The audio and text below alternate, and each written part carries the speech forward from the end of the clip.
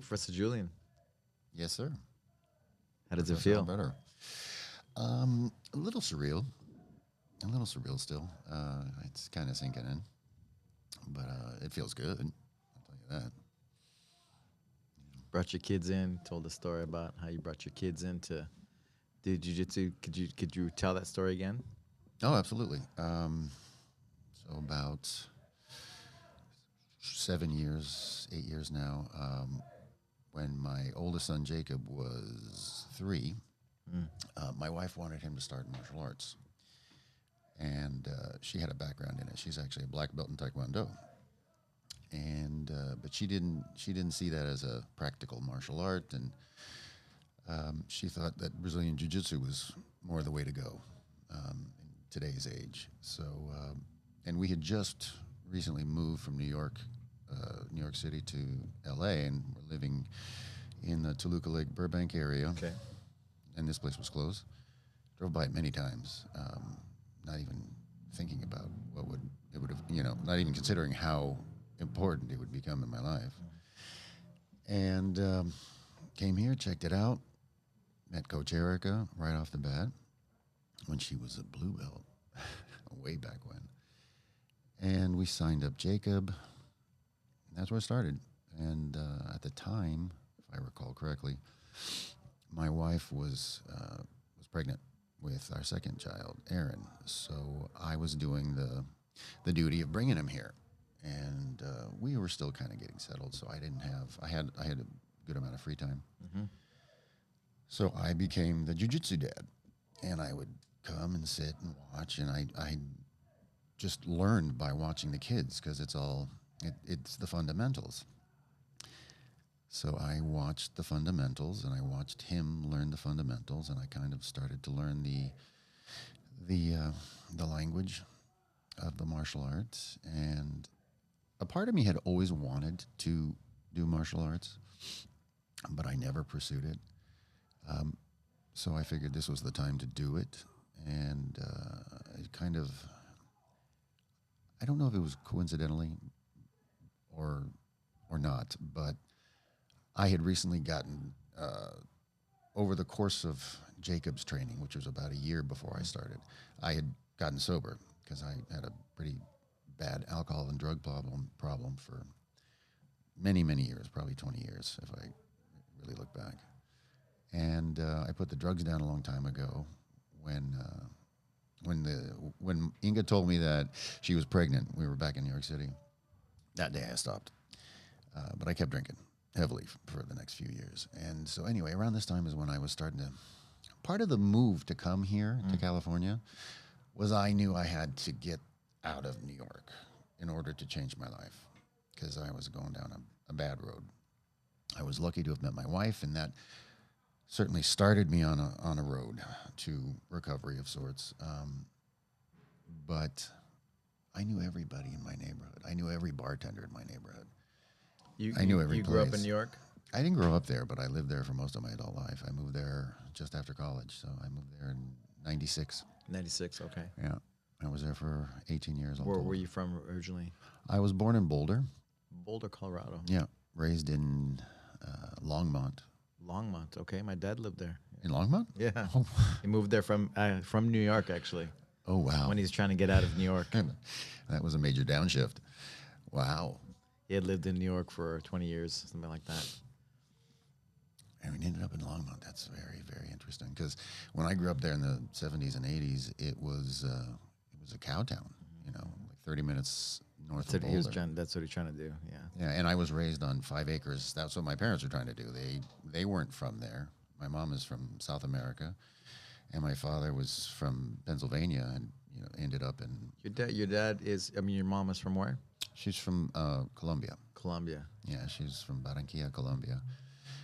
But she had been educated in the States and was getting her master's at CU, and that's where she met my father, and he was getting his degree. Took him a lot longer to get his degree, so he's older than my mother by about 10, 11 years.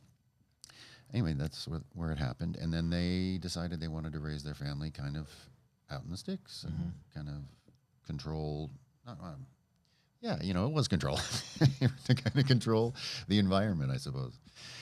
So yeah, I was raised from birth to 13 in this, kind of rural environment. Shy Longmont. kid, yeah, Longmont, and then we moved to South Florida. Oh, okay. Yeah, I did high school and college in Florida. What city in high school? Boca Raton. Boca Raton. Okay. Yeah, so from Longmont, Colorado to Boca. So that was a bit of a culture shock. What I wanted at the time, I was really excited to kind of be amongst more people in the city. Yeah, and this was during the Miami Vice days, which I cool. loved that show. So I was thinking I was going to be, I could see you dressing up as the Miami Vice for. I had the clothes. I had so many pastel outfits, like tops and pants, and they were all kind of baggy. Oh my gosh, yeah. Next year gala. No, I went down the Miami Vice rabbit hole wholeheartedly. That's funny. There's a funny memory. Because somewhere there are pictures, I think, in my parents' albums of me wearing decked out like that. And my dad used to just stare at me like, "What the hell are you wearing?" Yeah. Yeah. What was the white guy? Don Johnson? Yeah, Don Johnson. Don Johnson. Yeah. And I don't know, Philip Michael Thomas. Yeah. The 80s. Yeah. 80s, right? Yeah. Wow. Yeah.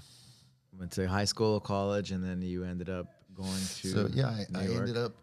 ended up in college. I didn't know what I was going to do. I thought I was going to be a lawyer.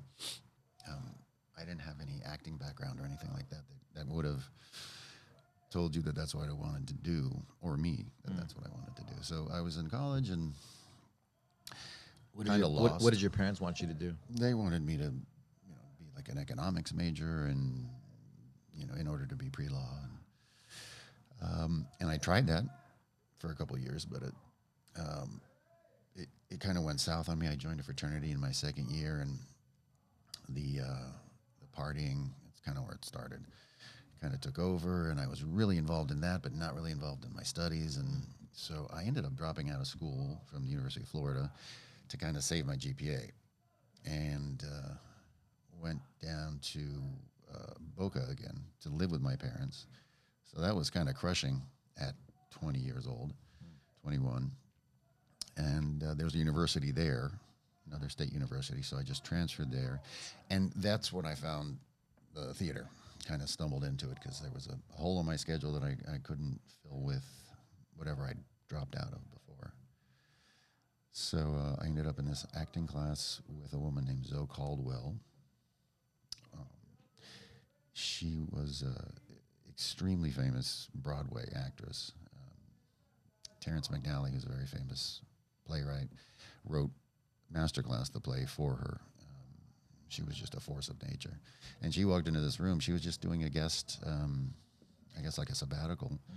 She and her husband were, enjoying South Florida, and she was teaching because she knew the head of the department. And I just looked into this amazing experience, and she blew my mind. That first day, all of a sudden I knew what I was going to do. Everything it was one of those moments where it just kind of drops in, it clicks, like I mentioned in my speech. And that changed the course of my life. Black belt speech, yeah. Yeah, my black belt speech. So that by the end of that semester, I was a theater major, much to my parents' chagrin. And then I ended up getting my degree in that, and then moved to New York in '96. And then I got a job from some theater connections in London after about a year. Went there for what was supposed to be a month to assistant direct a play, and just, fell in love with the city, and I'd never been there before. So I stayed. And again, parents freaking out. I just didn't fly home, and I stayed, and I had met some people, and they helped me find work under the table because I didn't have a work visa. Became a bartender in South London. Had the time of my life. Ridiculous time. Because there, I was the guy with the accent. And I was in my mid-20s. I had long hair down to here. It was the 90s. You know, I looked very much the grunge. Kevin knows. Kevin knows. Kevin knows the 90s. You. Oh yeah. So yeah, it was a great time. I mean, spectacular time. But I was starting to get a little tired of the kind of the same old scene. I wanted to travel more, and the bar that I happened to work at was a French bar, and there was another French bar next door, and we all were quite close. And I kind of wanted to learn. I spoke some Spanish. I spoke pretty good Spanish from my mother, but I wanted to learn French really badly, and I started learning. I took classes, and then the plan was I'm gonna end up in I'm gonna go to France. And one of my buddies had a friend in Avignon in Provence, so that's where I was gonna go. Some of my buddies that worked in the kitchen of the restaurant, they were also gonna leave. They were gonna go. They were Kiwis from New Zealand, and they loved to travel. So they had come and cooked and been to several countries, and then they were going to go and do the festival circuit in Europe that happens every year, all these festivals. And one of them happens to be Pamplona, running of the bulls. Yeah. You ran with the bulls. Yeah, I did. It was never on my bucket list, but like 2 weeks later, I figured I'll go travel with them to Spain, and then I'll go to France. And we end up in Pamplona, and we're living in a campground, and it was raining. We're just muddy as hell, and we're there for a week. And we watched the first day, but they have monitors everywhere in the town. There are TVs, showing you what to do in the event that you get knocked over. Don't get up. Don't get up. Cover your head. Anyway, day 2 happened, and I found a spot about a quarter mile from the entrance of to the arena, because I wanted to run into the arena. And because it's about a half a mile course. So how does they let the bulls out? They let everybody in that's going to run, and you find your spot. And you can't. It's impossible to run the whole course. So if you start where the corral where they let them out, you're going to get run over by either a human or a bull by the time you get to. You're just not going to make it. So I wanted to make it to the end. So I went to the end, and I'm waiting. And I had heard this thing that tourists, the Americans especially, would, when they shot the gun off, they would start running, even if they were way towards the arena. You're not going to see anything. Nothing's happening because the bulls are going to be 2 minutes away. So I figured I'm there. I'm going to just do it right. And so I heard the gun, and for like a lot of people started running, except for the Spaniards, and then me. And I'm sitting there waiting, and I am petrified. And it wasn't like a slow build that they were coming. It was just they weren't there, and then whoosh, they were there. And you just start Everybody running. screaming and energy. Screaming, just a sea of people. The people are more dangerous than the bulls because you get they're stampeded, right? Oh, yeah, you get completely run over. But I managed to stay on my feet, and I was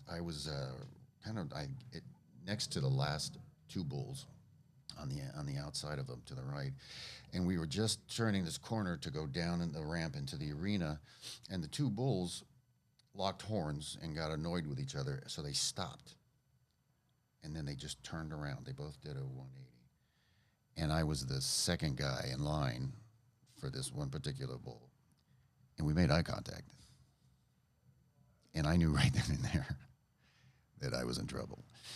He came and he got the first guy first. That guy got gored in the groin and ended up in the hospital. Damn. Bleeding out. And then I had enough time to start running towards the barrier fence. Got to the fence when all of a sudden, and I was reaching up, all of a sudden, I was lifted by my ass. And I was up in the air. and what he had done is he gored me through my jeans just above the pocket of my Levi's, but underneath the waistband. So the jeans were holding, shout out to Levi's. They make a good quality product. The jeans were holding, and he was just bucking me, you know. Oh, so he stayed on his horn. I was like a wet rag hanging from his horn. The only thought I had that was conscious was I should probably grab the other one so I don't get impaled, you know, in the face or the head by, you know, when he's throwing me around. Had a good long ride. I think it was a couple seconds before he got tired of me and he chucked me off and ended up in the middle of the street. And he followed and he tried one more swipe at my head. But I had learned from all the TV coverage to keep my head down and cover. And he jumped over me and ran in. And then a few seconds later, some guys came up and said, the coast is clear, you can get up. And I ran in. And I didn't know what shock was at the time, but I was in it. I knew I was feeling something. I was actually not feeling much of anything. Until later when the adrenaline dump happened and I was walking from the stadium. I was fine. And the reason I know all this detail is because I made the television coverage. So I have the video. Someone gave me a VCR tape. Do you have the video on YouTube or somewhere? Like I have it on my Instagram actually. Yeah. So that's why I know the details. And I was on the cover of the newspaper the next day. So I have records of how it went down because I certainly didn't remember that detail. all these details. Yeah. And so I found my buddies in the arena. I was bleeding a little bit from my butt cheek, but turns out it wasn't bad. It was just, I got very lucky. It went in a couple millimeters, and then I got hung up on the jeans. So I went to the Cruz Roja and got patched up and told my buddies I'm leaving. I'm gonna go meet them at the bar. Everybody stays inside and they play with these young bull calves, and it's a whole thing. But I'd had enough, so I was walking out, and the streets were empty, and I am walking towards the bar, and the dump happened, the adrenaline dump, and I just dropped, like my body just collapsed into a heap right on the sidewalk, and I couldn't move because that was the closest I'd come to death at that point. And it felt pretty close, and it was a really interesting experience. What happened to the other guy that got hit in the groin? I don't know. Ultimately, I think he survived, but yeah, he had to go into surgery because and this was the '90s, so I was like concerned about HIV. So I did check the tape. So he got gored with one horn, and I got gored with the other. So I felt a little bit better about that. But yeah, I just.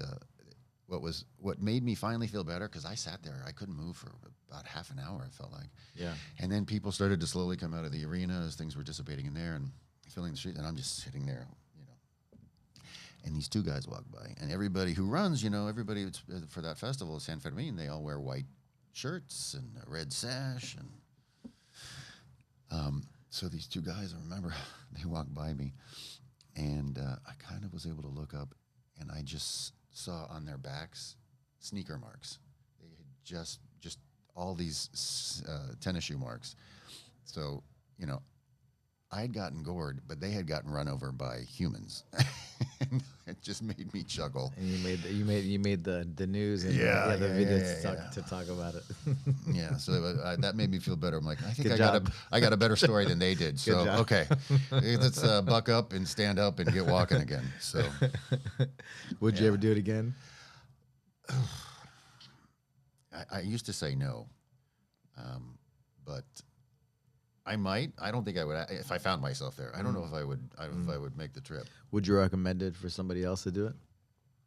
Well, it is a bucket list item. Yeah, and it's an amazing event outside of just the running. Yeah, for sure. It was just the festive atmosphere was just like nothing you've ever experienced. And I mean, when it kicks off and you're in the middle of the streets, in between the buildings, and it's beautiful. Yeah. And it's just a sea of people, and you're just moving amongst them, and people are drinking wine out of the spray, the kind of satchel that they. I have a Tiger friend from the city, from the town. Oh yeah. Yeah. So he's like, where they run, the Bulls run. So maybe I go visit him one day. I'll run with the Bulls. I don't know. Get closer to the arena than I did. Yeah. That's awesome. That's Oh awesome. yeah, it makes for a great story. Yeah. I thought so. So, man, one of my favorite memories in like my jiu-jitsu life is you and your whole family getting gold medals. Like you, your wife, Oh, yeah. Inga, like the kids. It was really, really cool. Yeah. And I remember just kind of sitting there with you guys at the end of the day because it was a long day, right? Of Yeah. a lot of matches. And just I was like, it was pretty damn cool. You must feel pretty good about yourself. I mean, I And was just the your family. best, until 2 Saturdays ago. That was, the ultimate. I used to call it the ultimate jiu-jitsu day. Ultimate jiu-jitsu day. I mean, Inga double medaled. I double medaled. I think we had Jacob when he was like 8 at the time, and he medaled. I got my purple belt he gave me my purple belt on the podium. Yeah. Gold medaled. All you guys gold medaled. Yeah. Yeah, and my last my no-gi matches were really tough. Really tough. So I was kind of surprised I came And all out of us on were top. there at the end too. Yeah. At the end of the day. Yeah, it was a great day. Yeah. And we were just coming out of COVID. Yeah, that was the first actually tournament I think I think so. that Jiu-Jitsu World League did where they did it outside, right? Where they did it in the tents. Mm-hmm. Yeah. Yeah. Wow. Kind of miss those actually. Yeah, that was pretty cool. Yeah, it was kind of nice. It was like a picnic Yeah. atmosphere. Yeah. It's a great moment that I got to share with you guys. Oh yeah, Amazing. I have those pictures and those medals, up on my wall, and it was an amazing day. So going, you're in New York, and you went to you're in Europe, and so how did you get back to the States, or how did you move back? So I ended up going to Avignon, like what was my plan, and I ended up spending about 6 months there, learning French and doing whatever I could for work. I was a nanny at one point. I was a male au pair, and I would take care of these 2 little kids. And How did that come up? I was just knowing people. I mean, what I learned is if you're traveling and you're anywhere, find the expat bar. So that's what I did. I showed up in Avignon and I found the expat bar, and it was all Kiwis and English and American, and they will direct you. It takes that great big world and it condenses it. And they'll know everybody because for the most part the expats are very popular in wherever they're living. So by the end of that night, my new best friend was this crazy Australian who was in the French Foreign Legion. Okay. His name was Skippy. Yeah. And we both had an apartment to sleep in from a very nice young lady who took us in, and that's kind of how it started. And then I met people and ended up being the au pair for a while. That was a good way to learn French, yelling after kids to stop and turn around and come back. And then after that, what did you get into? You ended up being in the city after being a nanny. Yeah, so I was just there for about. It was harder to work in France at the time. Okay. Than it was in the UK. Like to work under the table. So I just eventually ran out of money, and it had been a year and a half at this point, and I know I thought I should probably head back, and so I came back and ended up back in New York and continued with my life there, and and then after 18 years. Wanted to get out, needed to get out. As an actor, I thought LA immediately and change of life, lifestyle, weather. And so we did. And then jiu-jitsu happened. And after a year of that, of being the jiu-jitsu dad, I finally, worked up the nerve to get on the mat. And that first day on the mat was kind of like that first day in that acting class. I mean, I was 45 years old, but it just felt right, It felt like it was something I should have been doing for a very long time. And it just, I felt right. I felt relatively good at it right away. I felt comfortable at it. Mm-hmm. And, it became this enormous part of my life. And then through my sobriety, and then it kind of became a replacement for my addiction to alcohol. As I went really deep and was training a lot and competing all the majors. Yeah, and you full know, time. Masters Worlds. I got on the podium that Yeah. 1 year. Yeah. So it was. I learned so much from this experience.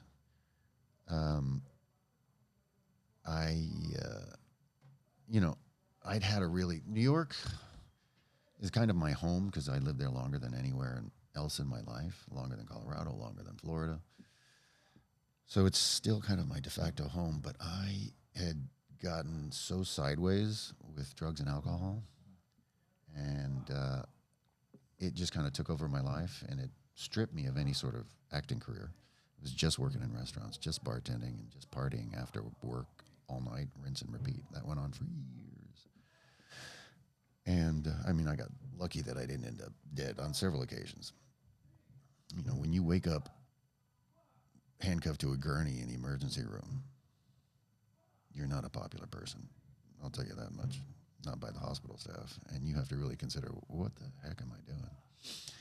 So, yeah, I needed to get out of there. And eventually found my way to break that sobriety. cycle, huh? Yeah. Because it's like a repeat.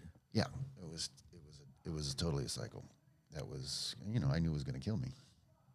And now I had 2 kids and a wonderful family, and you know, that was I was done with it.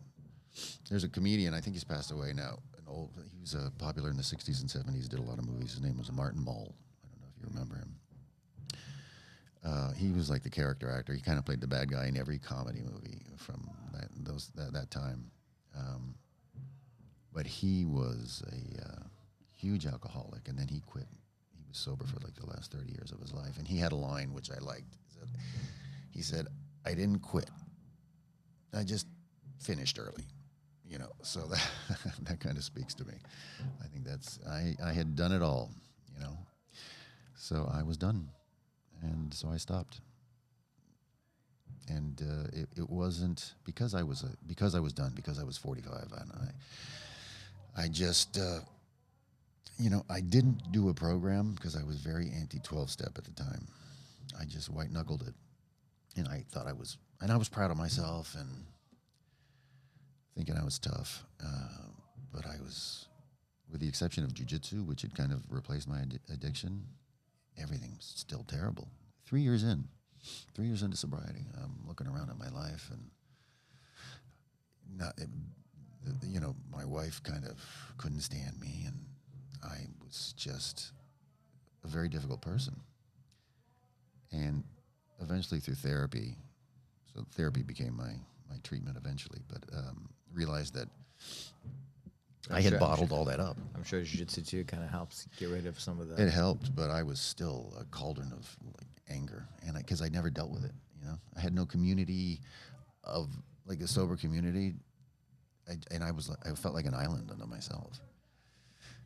Jiu-jitsu certainly helped diffuse a lot of it, but there was still a lot there. So, you know, anyone out there listening to this, if you're gonna get sober, and I hope you do, if you have a problem, please use a program. You know, there's a lot of different ones out there. If you have a problem with the whole God thing in AA, then do Smart Recovery, or, you know, there's a lot out there for you. So, yeah, I hear that. My dad was in AA for till the end. You know, like 33 years he was sober. 33 Once years. He decided, he went in and never drank again. Yeah, that's awesome. Yeah, it's awesome. It's freedom. It's freedom. I have zero desire to drink, and it was kind of almost from the beginning. I just felt, because I immediately actually didn't feel guilt anymore, because for 15 years, maybe longer, every morning I woke up going, "Oh God, what did I do?" Or I remembered what I did, and it was not good, you know. So it was to not have that feeling was all the medicine I needed. And then, you know, the beginning of the journey, and jiu-jitsu was at the beginning of the journey, and it's, you know, I said at the end of my black belt speech that it taught me, later in life, I wish I'd learned this lesson earlier, but if you want something, as long as you work really hard at it, there's a really good chance that you're going to get it. So jiu-jitsu became a metaphor for me, a very powerful one. So for the rest of my life, I know that in my 40s and early 50s, I wanted a black belt bad enough that I went and got it. So anything else I want to do from now, I just have to work at it and go get it. And I learned that from jiu-jitsu. Somebody trying to choke you, and you're choking people. And Yeah, comfortable all and the other stuff uncomfortable that happens, circumstances. Yeah. Acting, right? One of my friends, one of his best friends is a lifelong actor, and just the resilience, right? The toughness of rejection, and just that whole life, and how tough you have to be to kind of to do that kind of work, Yeah, you have to have an amazingly thick skin. I mean, I've been chasing it for 30 years. Some good things are starting to happen. I've done more here in the last decade than I did back in New York over 18 years.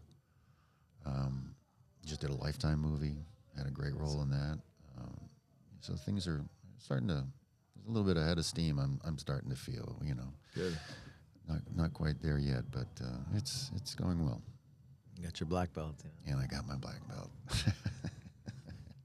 Family, kids. It was great to see your kids cheering for their dad. Oh, I know. Yeah. What an example. It's, I think the biggest example. Yeah. To give your kids to stick to something, follow through. Yeah. It was really important to me that they saw that, and I don't think they realize yet how important a memory that will be for them. But I'm glad I got to give that to them. What do you think made you stick to training? What do you think made you stick to it, to not veer off or do something else? Well, I had. It's like week in, week out. Like you're here, you're working hard. You're smile on your face. Laugh. We're with our laughs. Having a good time.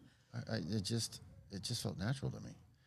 I had when we first landed in L.A. and I was trying to get myself physically back in order because I was about 50 pounds heavier. And after 40, you kind of have to rediscover your metabolism. And but I was still drinking. Quit the drinking. Got rid of the alcohol and that sugar, but I still couldn't get back to where I was when I was younger, and it was because I was older and the body was working differently. So I was trying lots of things. I mean, we were training for marathons, Inga and I, my wife and I. We ran 2 marathons. We did LA, and then the next year I ran New York.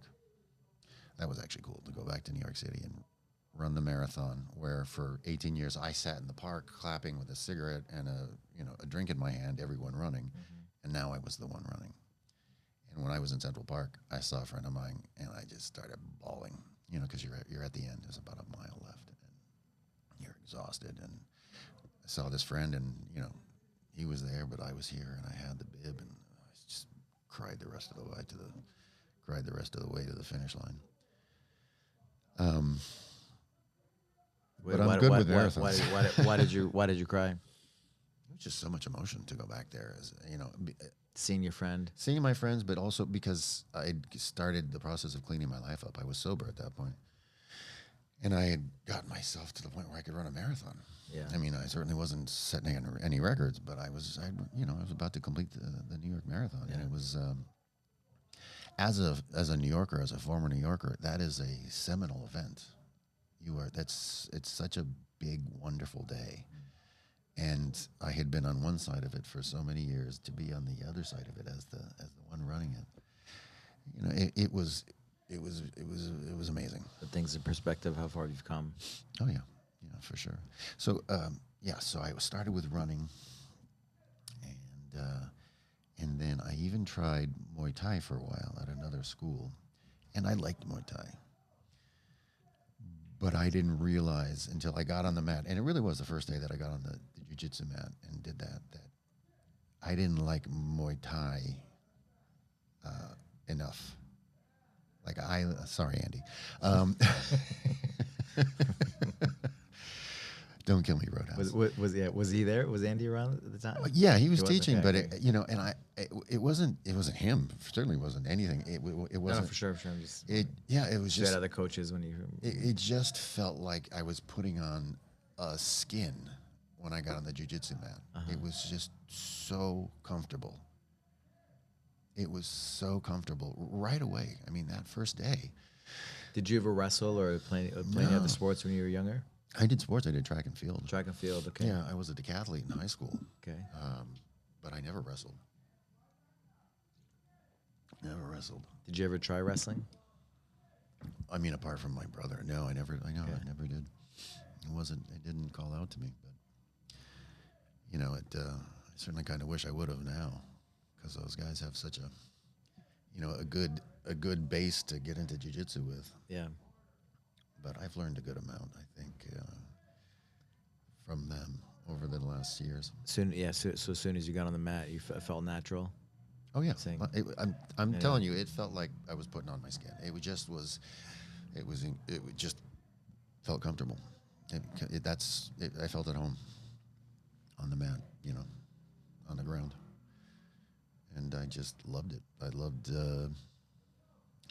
just every day. And I think a great part of that is just because of the way it's structured, because it's a ground. It's a ground sport. You get to spar, like really spar, from the beginning, every day, half a class, and I love that. I just love that. The drilling, you're training, and then you get to try and actually execute it with another human being, and that gives you, I don't know, such a sense of well-being. Once you've gotten to a certain point where you realize, oh, I know some stuff.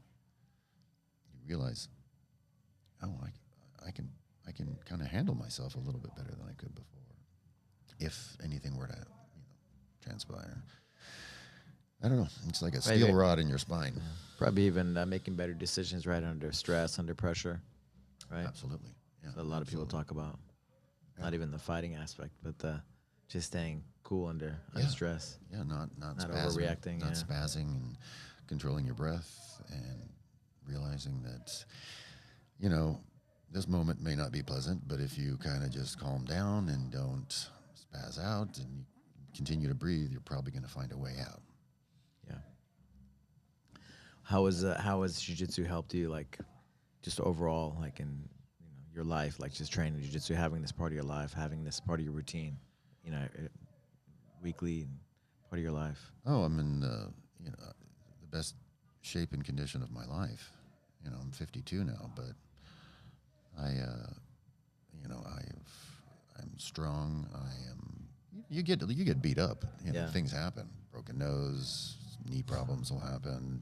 Fingers can get a little jacked up. But you gotta, motion is lotion. Yeah. Motion is lotion, and you gotta keep moving. Yeah. And it gives me so much mentally that the physical dings that I seem to get over them fast, because I just want to get back on the mat kind of as soon as I can. So I mean, it's physically, mentally, stronger than I've probably ever been. So thank you.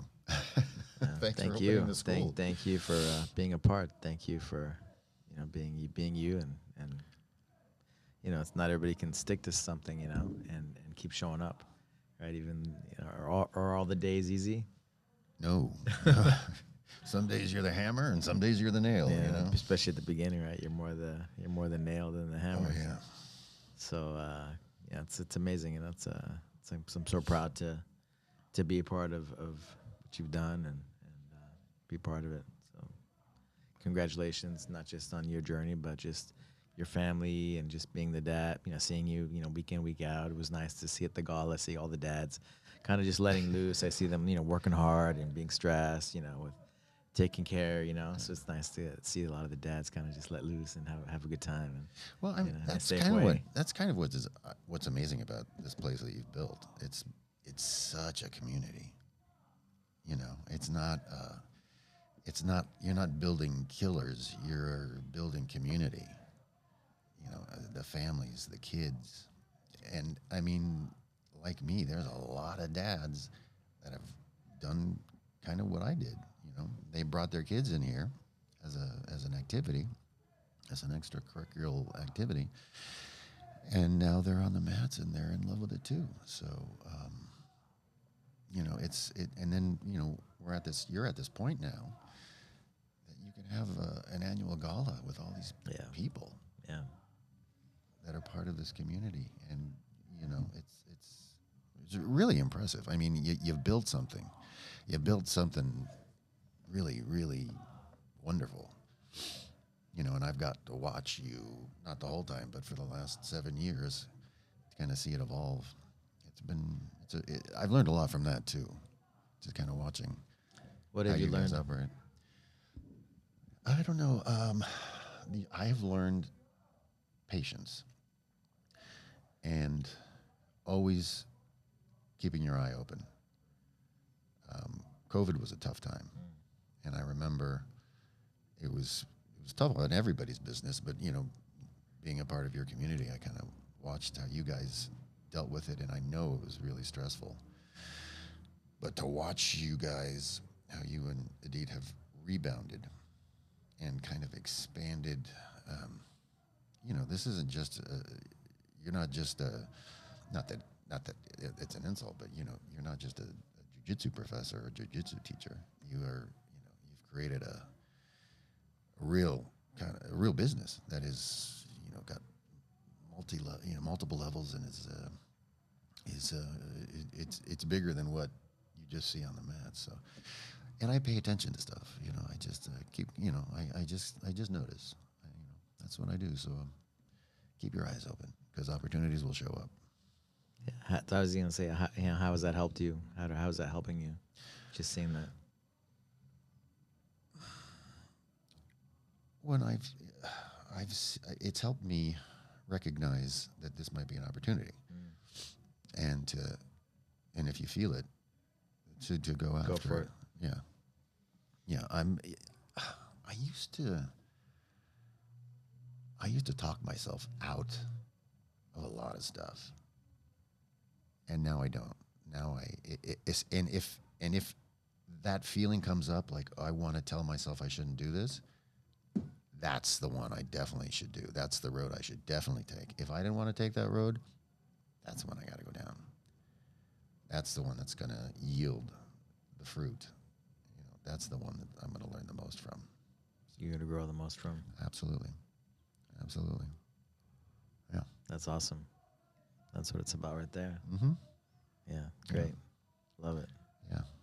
Yeah. I mean, and that's what you get from jiu-jitsu. If you're uncomfortable, face it. Get right in it. Live in it. And it will teach you everything you need in that moment. What are some of your goals? What do you have going on? What are some of the things you're working on right now? Right now, you know, I've kind of doubled down and refocused on my acting career, and like I said, some things are happening, and that's great.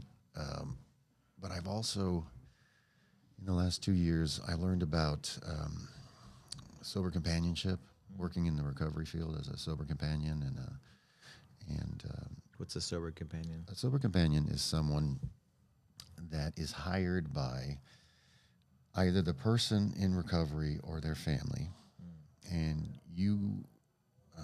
Typically, it happens when the person is coming out of a treatment facility. So let's say they did 3 months and they got clean and they're better, and so now they're going to go home and they're nervous about that. So a sober companion will go and live with them for a specified period of time, be it a couple days, a couple weeks, even several months. And you just kind of serve as a mentor, you know, and you're watching and monitoring, and they know that you are in touch with their whoever's their team, that the clinical team. So it's essentially like a sponsor, right, in AA. Well, it's 24 hours. It's 24 hours. Okay. It's you live with them. Gotcha. And then there's a flip side to that coin in this part of the industry where you transport people. So people who are in trouble, a lot of times that's going to be right after an intervention. So if they agree to go, if the adult agrees to go, or if it's a juvenile, if it's an adolescent, they don't have the choice. Their parents can make the choice. Then you transport that person to a facility, and a lot of times it's the facilities, they aren't in the same town. A lot of them are all over the country. So it involves picking somebody up that is in a bad way and taking them to the airport and getting on a plane and flying with them and hope there's not an incident, and if there is, how to deal with it, and then getting them safely to their destination. I actually did one this weekend that came up Saturday morning. I was at my cousin's son's bar mitzvah, and I got a phone call and stepped out, took it. We got a job. We need you to go to Denver today, pick somebody up at a detox, and bring them back to California. So, bing, bang, boom. That was 10:30 in the morning. I got the call. I was in Sherman Oaks. Got back to Santa Clarita, where home is, and got my bag together. Jumped in an Uber, went to LAX, flew to Denver. Got to Denver at 8 o'clock at night. Took an Uber to the detox in Denver. Picked this guy up. I keep the ID, and I spent the night with him in a motel because at that point it was too late. And he was detoxing the whole night. He had a very rough night. He was retching and sweating, and we got up at 5 o'clock and got to the airport and caught an 8 a.m. flight, and then I took him to the facility. So it was great for me. It was good. Oh yeah, like you did a really cool thing for somebody. Very cool thing for somebody. Yeah, like my dad, 33 years, but what helped him was helping others. Be sober, stay sober. Yeah. And I think that's what spoke his to service me. to others. That's what he dedicated, basically. That's what it was his thing. Even he could barely stand up. He was in a wheelchair, and he went to his last meeting. I went with him, and he just stood up, like very proud. He's like made sure he stood up and spoke really well to everybody. That's wonderful. Just about what this does, what it can do for you. Yeah. It's not everybody has this disease, thankfully, but if you do, and if you can get past it, it's just so much better on the other side. So much better on the other side. That's great that you're doing that too. Giving back. Yeah. So that's what I'm trying to really get into now as well, is to make a living, and I can work that in with when acting gigs happen. So yeah. Awesome. Nice, man. Any jiu-jitsu goals right now? Jiu-jitsu goals. Yes, to pick the right guys to roll with. So I don't get tapped by a 22-year-old white belt because he's 22. I just kind of want to settle in and get used to it, and actually give back. I really enjoy teaming up, partnering with some of the younger guys in terms of knowledge and belt, and showing them the ropes, or say no, do it, try it this way maybe, and maybe I'll eventually start teaching in a more regular manner too. I don't know, but I'm gonna, in terms of like competition, I kind of slowed down in this last year because I was really focusing on some work goals. But I'm sure I'll get back to it. Yeah, I'm sure I'll get back to it. I had fun going out there with you and Bilo and all the guys that are Chris, all the guys that are competing steadily. Every major tournament. You know, Yeah, that's fun. It was an annual event. Vegas Yeah. was an annual event for us. Yeah. That was cool. Yeah, you guys are all busy, and you guys make the time to do that. You know, get down in shape. You guys are all lean. Yeah. It's awesome. Yeah. Yeah. Oh, yeah. I mean, I definitely do miss it. But I'm sure I'll get back to it. Yeah, yeah. What'd you think of the Tyson Fury? Fury Tyson Yeah. Jake Paul fight. Well, I mean, it was just a big spectacle, and then build up. You watched it? I didn't actually watch it. I saw Okay. some parts of it. I've seen parts since then. I've heard different things. It was he did great for being 58, or he just was there to make us $20 million. And at one point, he probably could have won it, and then What he do you realized, think? oh, I should throw it.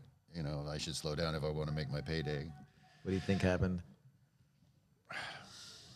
I don't know. I'd like to think that Mike. Tyson. He's 57 years old. I mean, isn't that crazy that he fought somebody more than half his age, less than half his he's 57. Jake Paul was 27. Yeah. Isn't that crazy? It's And that nuts. he's that draw still. Yeah. I mean, him being such an icon in the 80s and 90s and everything still else. to this day. I mean, to this day, that's what I'm saying. Yeah.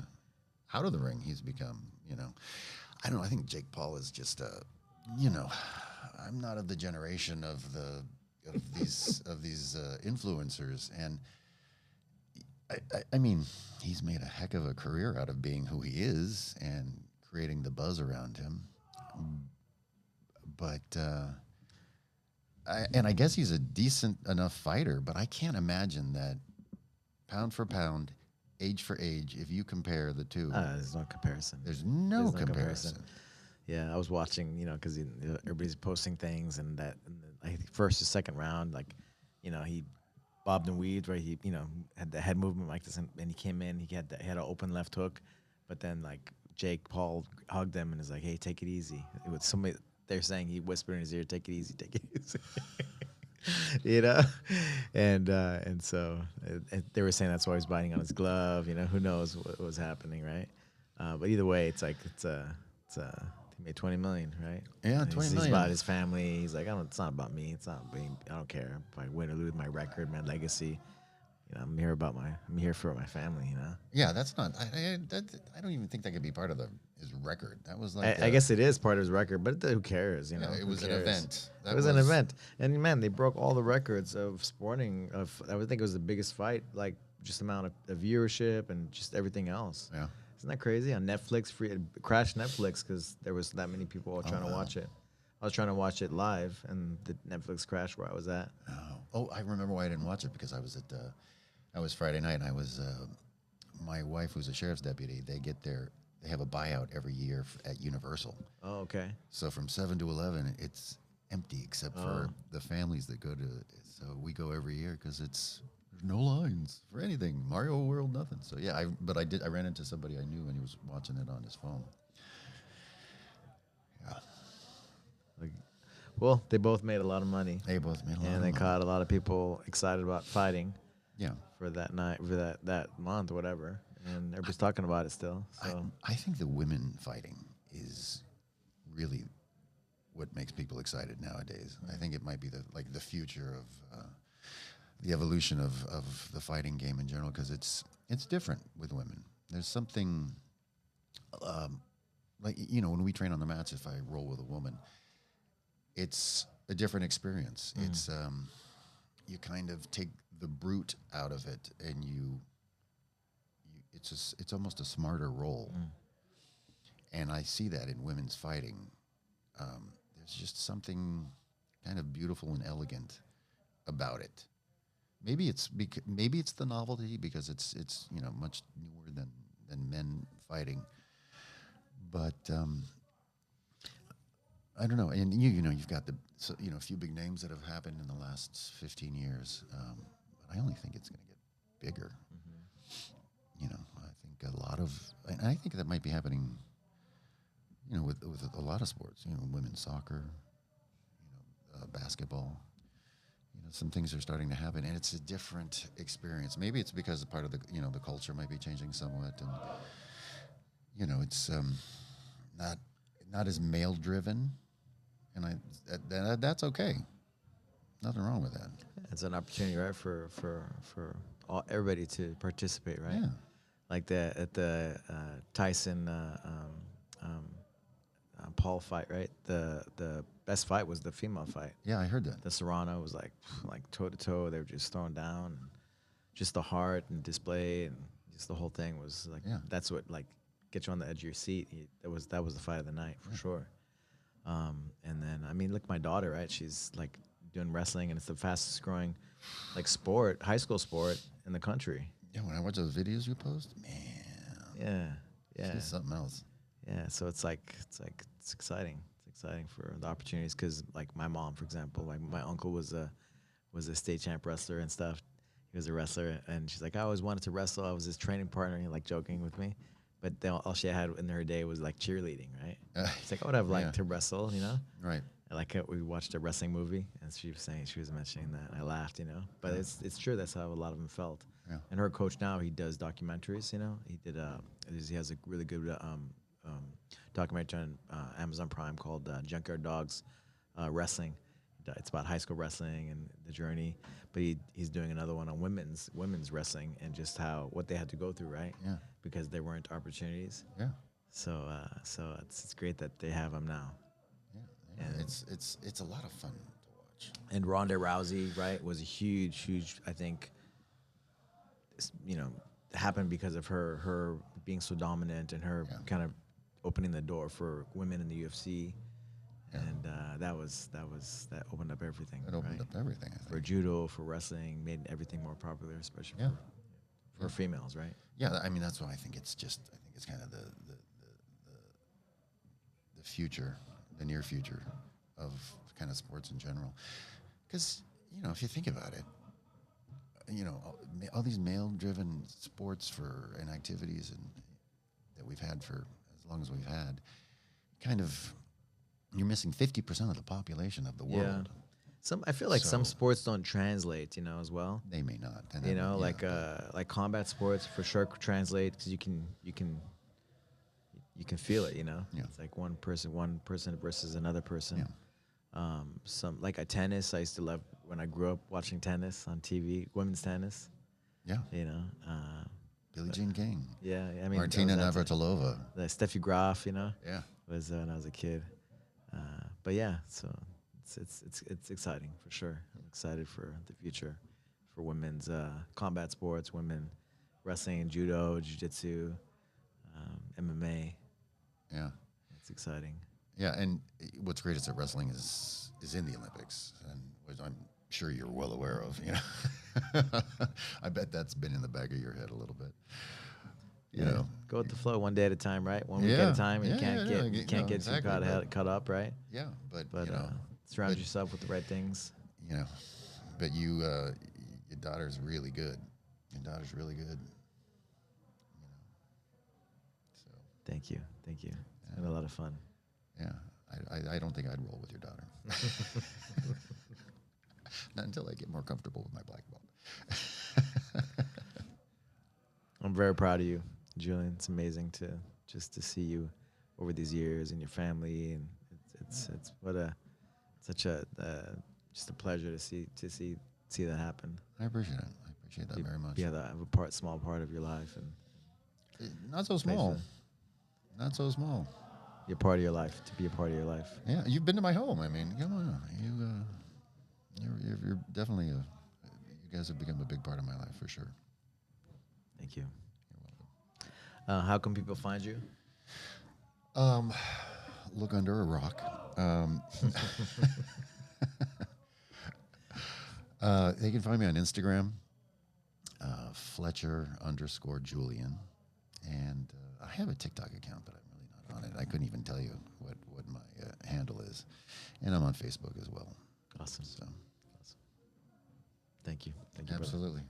Thank you for having me. Appreciate it.